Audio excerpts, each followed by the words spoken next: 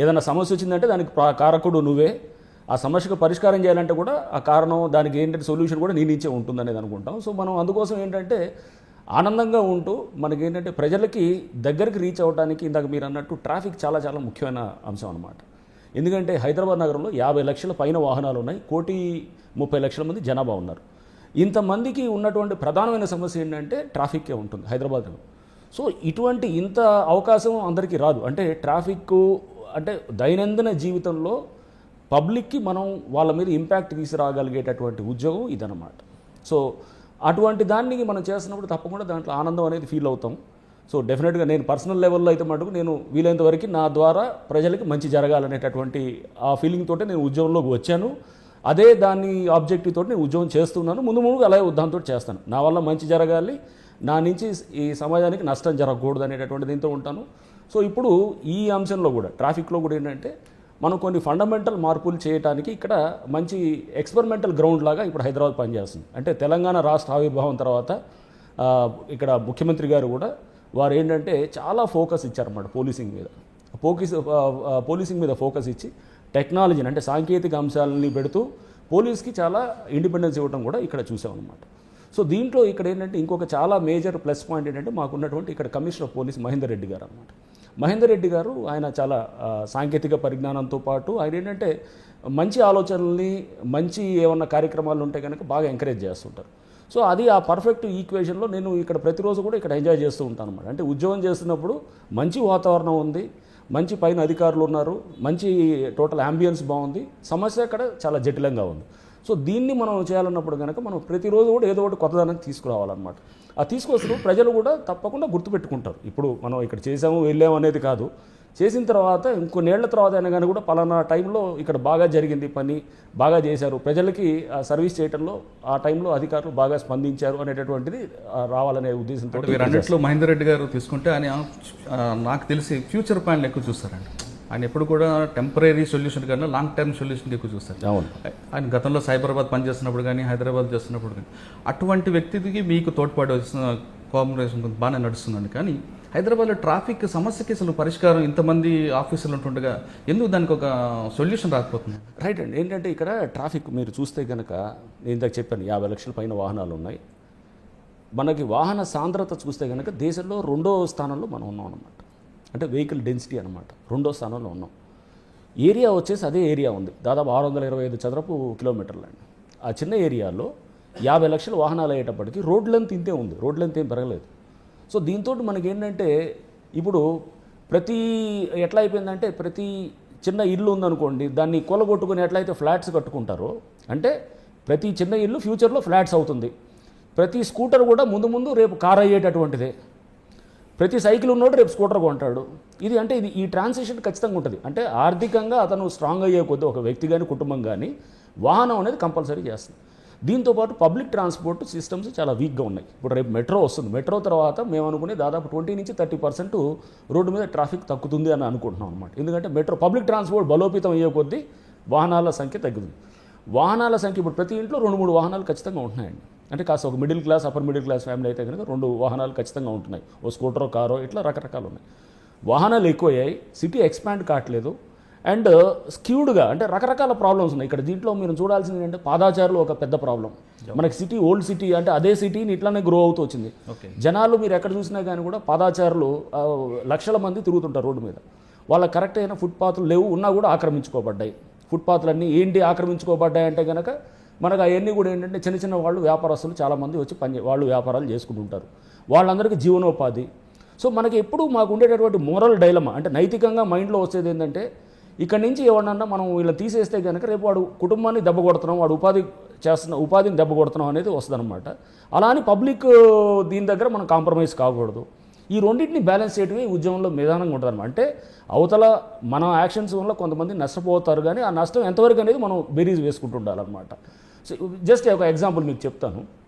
ఇప్పుడు ట్రాఫిక్లో ఎటువంటి డైలమాస్ వస్తాయంటే స్కూల్స్కి పర్మిషన్స్ ఇచ్చేది వస్తాయండి. చిన్న స్కూల్స్ చాలా వస్తాయి. స్కూల్స్కి పర్మిషన్ ఇచ్చేటప్పుడు మనం అంటాం లేదు ఈ స్కూల్స్కి పర్మిషన్ ఇవ్వడానికి లేదు, ఇది కరెక్ట్ గైడ్లైన్స్ ప్రకారం పోయామనుకోండి స్కూల్స్కి దానికి గ్రౌండ్ ఉండాలి, ఇవన్నీ ఉండాలి. సిటీలో గ్రౌండ్ పెట్టుకోవడానికి వీలవుతుందా? సిటీలో గ్రౌండ్ పెట్టుకోవాలంటే ఒక 1000 గజాల్లో ఎంతో పెట్టుకోవాలంటే కనుక ఆ స్కూల్ కోట్లలో రన్ అవుతుంది. స్కూల్స్ చాలా ఉన్నాయి. లేవు, చాలా వాటికి లేవు. అట్లా అని 10-15 స్కూల్స్ కలిపి ఒక గ్రౌండ్ ఏదో తీసుకొని మున్సిపల్ గ్రౌండ్ వాళ్ళు ఏదో దాన్ని ఏదో కిరాయికి తీసుకున్నట్టు లేకపోతే వాళ్ళతో అగ్రిమెంట్లు ఆడుతుంటే అక్కడికి వెళ్ళి ఆడుకోవటం ఇది చేస్తూ ఉంటారు. అంటే వాళ్ళకి పార్కింగ్ కూడా ఉండాలి, స్కూల్స్కి పార్కింగ్ ఉండాలి. పార్కింగ్ లేకపోతే కనుక పర్మిషన్ ఇవ్వకూడదు అంటారు.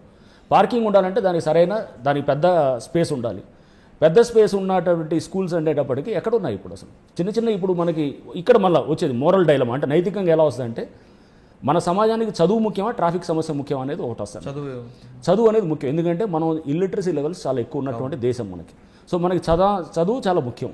చదువు ముఖ్యమైనప్పుడు స్కూల్స్ బాగా రావాలి, చిన్న స్కూల్స్ అయినా పెద్ద స్కూల్స్ అయినా రావాలి. ఇప్పుడు ఓల్డ్ సిటీ లాంటి ప్రాంతంలో చాలామంది ముస్లిం సోదరులు ఉంటారు, వాళ్ళలో కూడా ఈ నిరక్షరాస్యత అనేది చాలా ఎక్కువగా ఉన్నటువంటిది. సో అక్కడ కూడా మనకి చదువు రావాలి అన్నప్పుడు స్కూల్స్ ఎక్కువ ఓపెన్ అయ్యి ఇంగ్లీష్ మీడియము ఎడ్యుకేషను లేకపోతే ఏదైనా కానీ తెలుగు అయినా ఇంగ్లీష్ అయినా ఉర్దూ అయినా ఏదైనా మీడియం అనేది కాదు, కానీ ప్రజల్లో చదువు అనేది ఒక చైతన్యం అనేది వస్తే కనుక లాంగ్ టర్మ్ దేశానికి ఉపయోగం అనమాట.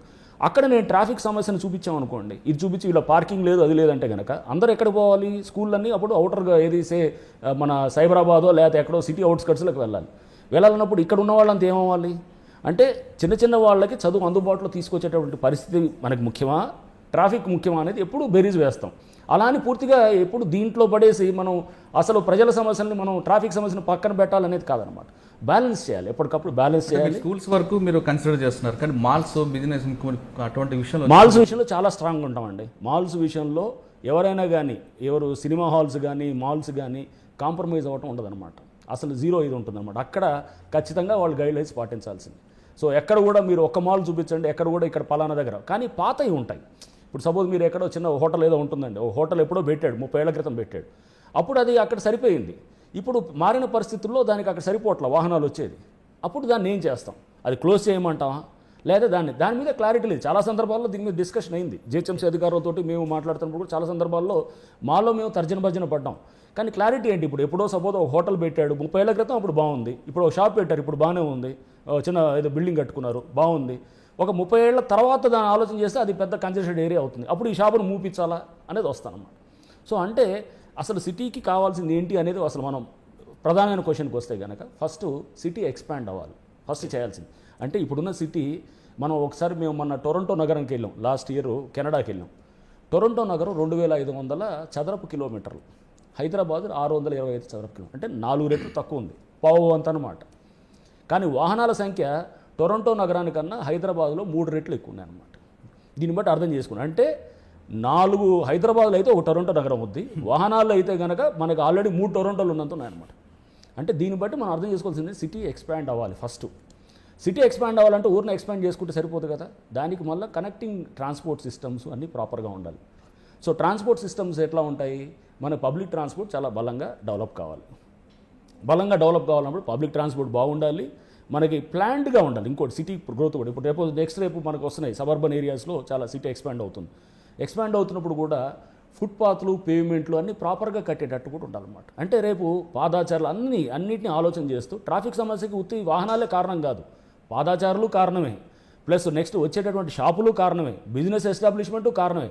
అంటే సమిష్టిగా మనం ఒక సొసైటీ ఎలా ఉంది అనేది మనం బేరీజ్ వేయాలంటే కనుక ట్రాఫిక్నిను అక్కడ ఉన్నటువంటి శానిటేషన్ అంటే జిహెచ్ఎంసీ మనం పారిశుద్ధ్యం ఈ రెండింటిని బట్టి మన సొసైటీ ఎలాంటిది అనేది మనం ఒక అంచనాకు వచ్చేసాము. అంటే ఇది నాగరిక సమాజమా అనాగరిక సమాజమా అనేది అంచనా వేయాలంటే కనుక ట్రాఫిక్ అనేది ఒక బెస్ట్ కొలమానం అనమాట. సార్ మీరు ట్రాఫిక్ జిహెచ్ఎంసీ అంటున్నారు, హైదరాబాద్ సిటీలో తీసుకుంటే ఎక్కడైనా హైదరాబాద్లో ట్రాఫిక్ పోలీసు ట్రాఫిక్ డ్యూటీ కాకుండా అదర్ డ్యూటీస్ చేస్తున్నారు. అంటే జస్ట్ లైక్ రోడ్లు గుంతలు పడితే పోయడం, బస్సులు ఆగిపోతే నెట్టడం, డ్రైనేజీల్లో పొంగుతుంటే అది చేయడం, అంటే ఈ డ్యూటీ వేరే డిపార్ట్మెంట్ చేసిన డ్యూటీ మీ డిపార్ట్మెంట్ చేస్తుంది. రైట్ అండి. ఫైనల్గా కావాల్సింది పబ్లిక్కి మనం కన్వీనియంట్గా మనం వాళ్ళ కన్వీనియన్స్ని చూసుకోవటం ముఖ్యం. మా డ్యూటీ చేయకుండా అనేది కాదనమాట, మా డ్యూటీ చేయాలి. ట్రాఫిక్ జామ్ అయితే కనుక అక్కడ అతను కానిస్టేబుల్ ఉండాలి, అంతేగాని అక్కడ అతను వెళ్ళి గుంతలు పూడ్చటాలు లేకపోతే అవి చేయటం కాదు. ఇది చేస్తూ అదనంగా చేయాలి తప్పకుండా, ఎందుకంటే ఆ గుంతల వల్లనే కదా ఈ ట్రాఫిక్స్లో ఈ జామ్లో. మీరు ఆ డిపార్ట్మెంట్కి ఎంటర్ చేయకుండా మీ వాళ్ళతో ఎందుకు చేస్తున్నారు? అది అంటే వాళ్ళకి చేపిస్తున్నాం, జిహెచ్ఎంసీ వాళ్ళతో కూడా చేస్తున్నాం. కానీ వాళ్ళ దగ్గర కూడా ఉన్నటువంటి work force limited work force ఉంటుంది, లిమిటెడ్ రిసోర్సెస్ ఉంటాయి. సో మనం ఎప్పుడో ఎవరో జిహెచ్ఎంసీ వాళ్ళకి చెప్పాం కదా నాది కాదు అని చేతులు ముడుచుకుంటూ కూర్చుంటే కనుక కాదు కదా. మనం చేయగలిగిందంతా అదేదో కాస్త ఏది చిన్నో పెద్దో ఏదైనా కానీ మనం చేయగలిగింది ఎంతవరకు మేము గుంతల వరకు పూడుస్తున్నాం. అది కూడా ఏమి తారో లేకపోతే మనం ఏదో డాంబరో ఇది వేసి చేసేది ఏమి ఉండదు. చిన్న ఏదో గ్రావెల్ ఉంటుంది, కాస్త గ్రావెల్ తోటో కంకర డస్ట్ ఇటు దాంతో దాన్ని ఫిల్ చేపిస్తాం. చేపించి కొంతవరకు సజావుగా వెళ్ళేటట్టు ప్రయత్నం చేస్తున్నాం. అంటే మీరు ట్రాఫిక్లో ఇంకొక ఎలిగేషన్ ఏంటంటే సార్, జనరల్గా ట్రాఫిక్ జామ్ లేనప్పుడు కానిస్టేబుల్స్ కానీ ఎస్ఐలు కానీ ట్రాఫిక్ క్లియర్ చేయకుండా లైసెన్స్ లేని వాళ్ళకి, హెల్మెట్ లేని వాళ్ళకి డబ్బులు వసూలు చేస్తున్నారు. దాని మీద ఎక్కువగా దృష్టి పెడతారు. వెండర్స్ దగ్గర డబ్బులు తీసుకోవడం, దీనికి ఎక్కువ ఫోకస్ అవుతుంటుంది. కొన్ని ఎక్కడ ఇన్కమ్ సోర్స్ వస్తుందో ఆ ప్రాంతాలకి ఎక్కువ ఇన్స్పెక్టర్లు పరిమితం అవుతున్న ఒక ఎలిగేషన్ ఉంది. అది ఎంతవరకు వాస్తవం? ఒకటండి, మనం చాలా ఇంపార్టెంట్గా తీసుకోవాల్సింది ఏంటంటే, ఇటువంటి ఎలిగేషన్స్ ఇంతకుముందు చాలా ఎక్కువగా ఉండేది. రోడ్డు మీద నించుని ఎవడన్నా చలానా రాస్తున్నాడు అనుకోండి, ఇన్స్పెక్టర్ కానీ ఎస్ఐ కానీ, వెళ్తున్నవాడు ప్రతివాడు ఇతను మంచి కలెక్షన్ మొదలెట్టాడు అనేటటువంటి ఒక భావన గతంలో ఉండేది. తెలంగాణ రాష్ట్ర ఆవిర్భావం తర్వాత 2014 అరౌండ్ అక్టోబర్ నవంబర్ నుంచి కొన్ని ఫండమెంటల్ చేంజెస్ తీసుకురావడం జరిగింది ట్రాఫిక్లో. అంటే దాంట్లో ఏంటంటే, ఇట్లా చలానాలు రోడ్డు మీద రాయటాలు పుస్తకాలు తీసేసి ట్యాబులు ఇచ్చాం. ఎక్కడ కూడా ఫైన్ వేయొచ్చు కానీ డబ్బులు ఆడ కలెక్ట్ చేసే సిస్టమ్ తీసేసాం అసలు. తీసేసి ఎవడన్నా డబ్బులు కట్టాలంటే కనుక ఫైన్లు ఈ సేవా సెంటర్కో, మీ సేవా సెంటర్కో, పోస్ట్ ఆఫీస్కో, బ్యాంకు వెళ్ళి కట్టాలి. ఎవరైనా కనుక పబ్లిక్ రోడ్డు మీద డబ్బులు తీసుకుంటూ ఏమైనా ఉంటే కనుక చిన్న వాట్సాప్లో ఫోటో తీసి ఒక వాట్సాప్లో పంపిస్తే కనుక అతను సస్పెండ్ అయినవి కొన్ని చాలామంది ఉన్నారన్నమాట. ఓకే, అంటే రోడ్డు మీద ఆ సిస్టమ్ అనేది డబ్బులు కలెక్ట్ చేయడం అనేది తీసేసాం. ఇంతకుముందు ఏంటి, ఈ ముసుగులో నడిచేది, ఫైన్ తీసుకుంటున్నాం అనేటటువంటి దాన్ని చెప్పేది చేసేవాడు. ఇప్పుడు ఆ ముసుగు అనేది తీసేసి ఇప్పుడు ఖచ్చితంగా ఇచ్చేస్తున్నాం. అంటే చెప్పేది చలానా వరకు చేశారు, కానీ ఫుట్పాత్లో వ్యాపారుల దగ్గర తీసుకోవడం కానీ, లేదా నో పార్కింగ్ దగ్గర, ఒక మాల్ దగ్గర తీసుకుంటే నో పార్కింగ్, డబ్బులు ఇవ్వకపోతే వాడు నో పార్కింగ్ బోర్డు పెట్టడం, ఎవరైతే డబ్బులు ఇస్తారో ఆ ఏరియాలో నో పార్కింగ్ బోర్డు పెట్టకపోవడం, ఇది ఉండదండి. దీని మీద నిరంతరంగా మేము కూడా ఏంటంటే ఎప్పటికప్పుడు అక్కడ వాళ్ళతోటి మా స్పెషల్ బ్రాంచ్ ద్వారా కూడా ఇన్ఫర్మేషన్ తీసుకుంటూ ఉంటాం. మేము కూడా మా అధికారులను వచ్చిన వ్యాపారస్తులను చెక్ చేస్తుంటాం. ఎక్కడైనా జరుగుతుంటే కనుక దాని మీద దృష్టి పెడతాం. ఇవన్నీ ఉన్నాయి. బట్ ఏంటంటే ఇది కుమ్మక్కైన ఉంటాయి. నేను పూర్తిగా కాదు అని అన్ను, కొన్ని చోట్ల కుమ్మక్కైనా ఉంటాయి కానీ బట్ చాలా తగ్గాయి అనమాట ఖచ్చితంగా చెప్పగలుగుతాను అనమాట. అంటే మీరు తగ్గాయని మీరు చెప్తున్నారు, అంటే కేవలం ట్రాఫిక్ పోలీస్ మీదే ఎక్కువగా ప్రెజర్ ఎందుకు ఉంటుంది పబ్లిక్ అందరికీ? అంటే పబ్లిక్ ఏంటంటే ఒకటండి, వెళ్తున్నప్పుడు రోడ్డు మీద అంతా వాళ్ళకి విసుగు వస్తుంటుంది. ఎవడో ఒకరిని బ్లేమ్ చేయాలనేటటువంటి తత్వం చూస్తారు. పక్కన 4 బండ్లు ఆగుంటాయి. 4 బండ్లు ఆగుంటే కనుక ఇది వాడి దగ్గర డబ్బులు తీసుకుంటున్నాడు, అందుకోసం బండి ఆపించాను. రేపు నేనే వెళ్ళాను అనుకోండి, నా బండి తీసుకుని వెళ్ళి అక్కడ పెట్టాను అనుకోండి, పెట్టలేదు అనుకోండి, మీరు ట్రాఫిక్ ఎక్కడ పెట్టాలో మీరు పార్కింగ్ చూపించరు, మీరేమో ఫైన్లు వేస్తారు అని అంటారు. అంటే పబ్లిక్లో ఒక అపరిచితుడు ఉంటాడు అనమాట ప్రతి వాళ్ళలో.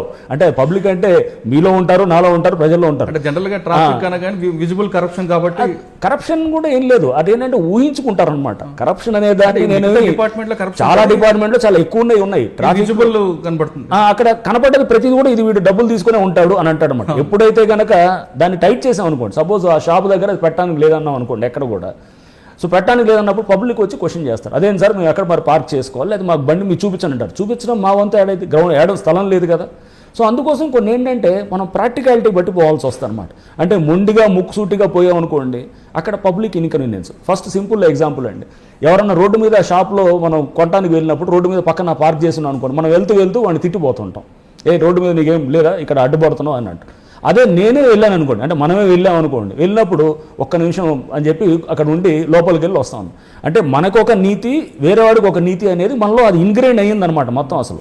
అంటే ప్రతి వాళ్ళలో చెప్పాను ఆ డైకాటమీ, అంటే ఆ అపరిచితుడు అనేవాడు ప్రతి వాళ్ళలో ఉన్నాడు అనమాట మనకి. అదే నేను అక్కడ పెట్టాను, నాలో అది ఒప్పుకున్నాను, కాసేపు ఒప్పుకున్నాను, అక్కడ రోడ్డు పార్క్ చేసుకుని లోపలికి వెళ్ళరామని అన్నాం. అది 10 మంది అట్లా పార్క్ చేసి వెళ్ళారు అనుకోండి, అన్నప్పుడు ఏమంటామంటే ఇది చూసారా ఈ డబ్బులు తీసుకున్నాడు ఆ మాల్ దగ్గర అని అంటారు. అది తీసుకుంటూ ఉండొచ్చు, తీసుకోపోయి ఉండొచ్చు, ఏదైనా ఉండొచ్చు. చాలామంది తీసుకోకుండా కూడా ఆ అపవాదులు భరించాల్సిన పరిస్థితి వచ్చిందనమాట. ఎందుకంటే అక్కడ జరుగుతుంది చుట్టూ ఎవిడెంట్గా కనపడుతుంటుంది అనమాట.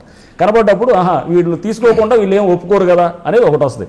వీళ్ళ ఇంతమందిని పర్మిషన్ ఇక్కడ వాళ్ళు పెట్టుకున్నారంటే, అంటే పబ్లిక్ని మనం అది బ్యాలెన్స్ చేయడమే పెద్ద టెస్ట్ అనమాట. అసలు హైదరాబాద్ ట్రాఫిక్ కష్టాలు కూడా పోతాయి. చూడండి, ఇది హైదరాబాద్ నగరం అనేది ఎక్కడో ప్రత్యేకంగా ప్రపంచంలో ఏమీ లేదండి. మొత్తం అన్ని అర్బన్ అగ్లామరేషన్స్, అర్బన్ సెంటర్స్ అన్ని సిటీస్లో ఏదైతే సమస్య ఉందో అట్లానే. సో దీనికి సొల్యూషన్ అనేది ఏంటి అనేది అంటే ఇవన్నీ అనమాట. ఏది సిటీ ఎక్స్పాండ్ అవ్వటం, డెన్సిటీ ఆఫ్ వెహికల్స్ ఏంటంటే మనం పబ్లిక్ ట్రాన్స్పోర్ట్ దిశగా మనం అందరం మళ్ళిన తర్వాత సిటీ ప్లాన్డ్గా డెవలప్ కావటం, ఇవన్నీ లాంగ్ టర్మ్ ఆబ్జెక్టివ్స్. ఇప్పుడు మన చేతిలో సడన్గా ఏదో మంత్రదండం ఉండి నేనేదో పాతాళ భైరవిలో ఎస్వి రంగారావు గారి లాగా వెంటనే మంత్రానంగానే ఇక్కడంతా మారిపోయిద్దంటే అది చాలా పొరపాటు. అదేం మారదు, అదేం అయ్యేది కాదు. ఈ ట్రాఫిక్ కష్టాలు అనేది ప్రతి అర్బన్ సెంటర్లో ఉండేది అది. సో ఇది హైదరాబాద్ ఒకటే ప్రత్యేకం ఏం కాదు. ఇంకా బెంగళూరు, మీరు ఢిల్లీకి వెళ్ళి చూస్తే కనుక బెంగళూరులో ట్రాఫిక్ జామ్ 3-4 గంటలు ఉంటాయన్నమాట. ఆ లెక్కన చూసి చాలామంది ఉంటారు హైదరాబాద్ చాలా బెటర్గా ఉందండి అని. బట్ హైదరాబాద్లో కూడా నేను అనేది అంటే ఏదో గుడ్డిలో మెల్లలాగా అంటే కొంచెం బెటర్గా ఉంది, కానీ ఈ అన్నిటి సమస్యలు ఉన్నాయి. దీన్ని ఖచ్చితంగా అందరూ సమన్వయంతో చేస్తున్నారు. జిహెచ్ఎంసీ కూడా కమిషనర్ గారు చాలా నిబద్ధతో ఉండే వ్యక్తి ఆయన కూడా, అండ్ మా పోలీస్ కమిషనర్ గారు కూడా మహేందర్ రెడ్డి గారు కానివ్వండి, మా ట్రాఫిక్లో జాయింట్ కమిషనర్ రవీందర్ గారు కానివ్వండి, అందరూ కూడా అంటే అందరు నిబద్ధతతో పనిచేసేవాళ్ళు, చిత్తశుద్ధితో చేసేవాళ్ళే ఉన్నారు. అంటే కానీ సమస్య ఏంటంటే చాలా సీరియస్గా ఉన్న సమస్య. హైదరాబాద్ ట్రాఫిక్ సమస్యను పరిష్కరించడానికి మీరు పాతాళ భైరవి లాగా జూమ్ మంత్రం అనకపోయినా మీరు గతంలో చేసిన కేసుల్లో పాతాళ భైరవి దండంగా యూజ్ చేసి అయ్యేష మేర కేసును బ్రేక్ చేశారా? అంటే అసలు అయ్యేష మేర కేసు ఏం జరిగిందండి? చాలా మంది ఆఫీసర్స్ వచ్చారు, చాలా మంది ఇన్వెస్టిగేషన్ చేశారు, మీరు పాతాళ భైరవి దండమైన ఉపయోగించి ఆ కేసు బ్రేక్ త్రూ చేశారు. రైట్ అండి. అక్కడ దాంట్లో కూడా పాతాళ భైరవి దండం ఏమీ లేదండి. పాతాళ భైరవి దండం అనేది ఇది traffic is much more serious issue than Ayesha Meera కేసు. ఆయేషా మీరా కేసు ఒక కేసు, ఒక ఐసోలేటెడ్ కేసు అంతే. బట్ ట్రాఫిక్ అనేది 1,30,00,000 సంబంధించిన సమస్య. సో ఇది దీనికి మంత్రదండం అనేది అంత ఈజీ కాదు. ఆయేషా మీరా కేసు అనేది అదొక different పర్స్పెక్టివ్లో చూడాలన్నమాట. So Ayesha Meera case గురించి ఒకసారి చెప్పాలన్నప్పుడు నేను అప్పుడు ఈస్ట్ గోదావరిలో పనిచేస్తూ ఉన్నాను, అడిషనల్ ఎస్పీగా ఉన్నాను అక్కడ 2008 ఆ సంవత్సరంలో. ఈ ఆయేషా మీరా కేసు అనేది ఎప్పుడైందంటే అందరికీ కూడా గుర్తుంటుంది. ఇది 2007 సంవత్సరంలో డిసెంబర్లో ఆయేషా మీరా అనే అమ్మాయిని రేపు మర్డర్ చేసి ఆ అమ్మాయిని చంపడం జరిగిందనమాట. చంపిన తర్వాత అక్కడ ఏం చేశారంటే దీంట్లో అప్పుడు ఏదో అక్కడ ఉన్నటువంటి ఏది ఉప ముఖ్యమంత్రి గారి పేరు, వాళ్ళ ఎవరో బంధువులు, వాళ్ళ మనవడని ఏదో కోనే రంగారావు గారి మనవడు, వాళ్ళ ఇట్లా అన్ని అంటే దాని మీద ఎటెటో పోయింది. అయితే అక్కడ ఇంతమంది ఉంటుండగా మీకు నందిగమ్మ రైట్ నా ఇక్కడ చూడాల్సింది ఏంటంటే నాకు ఆయేషా మీరా కేసు నాకు అప్పచెప్పలా. ఫస్ట్ నన్ను దర్యాప్తు చేయమని నాకు చెప్పలేదు. నేను ఈస్ట్ గోదావరిలో పనిచేస్తున్నాను కాబట్టి ఏలూరు డిఐజీ గారు ఉంటారు, రేంజ్ ఉంటుంది. అంటే మన వెస్ట్ గోదావరి జిల్లా, ఈస్ట్ గోదావరి జిల్లా, కృష్ణా 3 కలిపి ఒక రేంజ్ అవుద్ది. కృష్ణా జిల్లాలో నందిగామ అనే ప్రాంతం చిన్న టౌన్లో రేపులు మర్డర్లు ఇట్లాంటివి చాలా అంటే ఆయేషా మీరా కేసులు లాంటివి చాలా అవుతున్నాయి. ఇక్కడ కూడా నందిగామలో చాలా అయినాయి అన్నమాట. అయితే అక్కడ అవుతున్నాయి, దీన్ని మనం ఎట్లయినా చెక్ చేయాలి అని చెప్పి మా డిఐజీ గారు అప్పుడు హసన్ రాజా గారు 2008లో నాకు చెప్పారనమాట. చెప్పేసి రంగనాథ్ అక్కడ మనకి ఆ నందిగామలో అవుతున్న కేసు, నాకేం ఆయేషా మీరా కేసు సంబంధం లేదు ముందే అది, అంటే ఆ కేసు నాకు డైరెక్ట్గా ఇవ్వలేదు. ఓన్లీ నాకు ఇచ్చింది నందిగామలో జరుగుతున్నటువంటి రేపు మర్డర్లు స్కూల్ హాస్టల్స్లో అవుతున్నాయి, కాలేజ్ హాస్టల్స్లో అవుతున్నాయి, దాన్ని వెళ్ళి మీరు మనం చేసి దర్యాప్తు చేసి ఎవడో అసలు పట్టుకోవాలి. అక్కడ ఎవడో ఉండి అరెస్ట్ చేశారు, కానీ ఆ అరెస్ట్ చేసినప్పుడు ఆగిపోవాలి కదా ఆ కేసులన్నీ, అవి ఆగలేదు. అంటే అక్కడ అసలు పట్టుకోలేదు. మీరు చేయాలంటే తప్పకుండా సార్ నేను వెళ్తానంటే మీకే ఎందుకు ఇవ్వాల్సి వస్తుంది? మీరు ఆల్రెడీ ఈస్ట్ గోదావరి అడ్మిన్గా ఉంటున్న టైంలో ఈ కేసుకి మీకు ఎందుకు అక్కడ అదే సేమ్ రేంజ్లో ఉందండి, సేమ్ రేంజ్లో ఉంది. బహుశా డిఐజీ గారికి నేనంటే మంచి సదభిప్రాయం ఉండొచ్చు. అంటే కాస్త అక్కడ ఇప్పుడు జరిగిన ఏమైనా కేసుల విషయంలో మీకు పక్క పెట్టాలి, అది ఇంత ఇంపార్టెంట్ కేసు నాకు ఇవ్వడం అనేది అది యాక్చువల్గా మన మెరిట్ ఈస్ట్ గోదావరి పంచాయతీ టైంలో కొంత మీకు పై ఆఫీసర్కి మీకు కొంచెం డిస్ప్యూట్స్ రావడం, ఆ డిస్ప్యూట్స్ నుంచి పక్కకు తప్పించడానికి మీకు దానికి దీనికి సంబంధం లేదండి. అసలు అది వేరేది. అసలు అది అక్కడ ఉన్నటువంటి అది అప్పుడు ఆ డిఐజీ గారు, అసలు డిఐజీ హసన్ రాజా గారు ఉన్నారు నాకు ఇచ్చినప్పుడు కేసు. ఆ తర్వాత రవిగుప్తా గారు అని వచ్చారు. అప్పుడు ఇది మీరు అన్నటువంటి ఈస్ట్ గోదావరి కొంచెం ఆయిల్ ఇష్యూలో అంటే ఆయేషా మీరా కేసుకు ఇచ్చిన అంటే కాకుండా డైరెక్ట్గా నందిగామలో జరుగుతున్న వరుసగా రేప్ అండ్ మర్డర్ కేసుల ఇన్వెస్టిగేషన్ కోసం మీకు పంపించారు. ఎగ్జాక్ట్లీ. సో నందిగామలో జరిగినటువంటి ఆ రేపులు మర్డర్లు జరుగుతుంటే అది కృష్ణా జిల్లా కింద వస్తుంది కాబట్టి వస్తుంటే నాకు డిఐజీగా ఆ రేంజ్ డిఐజీగా హసన్ రాజా గారు నాకు చెప్పారు, మీరు వెళ్ళి చూడండి, దర్యాప్తు చేయండి, మన రేంజ్ అంతా ఒకటే కాబట్టి మీరు అక్కడికి వెళ్ళి చేయండి అని అన్నారు. తప్పకుండా సార్ నేను వెళ్తానని చెప్పేసి నేను ఆగస్టు 11వ తారీఖు అనుకుంటా 2008 అప్పుడు వెళ్ళాను. వెళ్ళినప్పుడు ఆగస్టు 11 2008 అండి. అప్పుడు వెళ్ళాను. వెళ్తే ఫస్ట్ అక్కడ అన్నీ చూశాను నందిగామలో. ఇంకోటి ఆయేషా మీరా కేసు అయినటువంటి ఆ రేప్ కేసు అయినటువంటిది ఇబ్రహీంపట్నం, నందిగామ నుంచి హార్డ్లీ ఒక 20-30 కిలోమీటర్లు ఉంటుంది పక్కనే. బార్డర్. సో రైట్ బార్డర్లో ఉంటుంది. సో నందిగామకు వెళ్ళాను నేను. నాకు మైండ్లో ఆయేషా మీరా కేసే లేదు అసలు.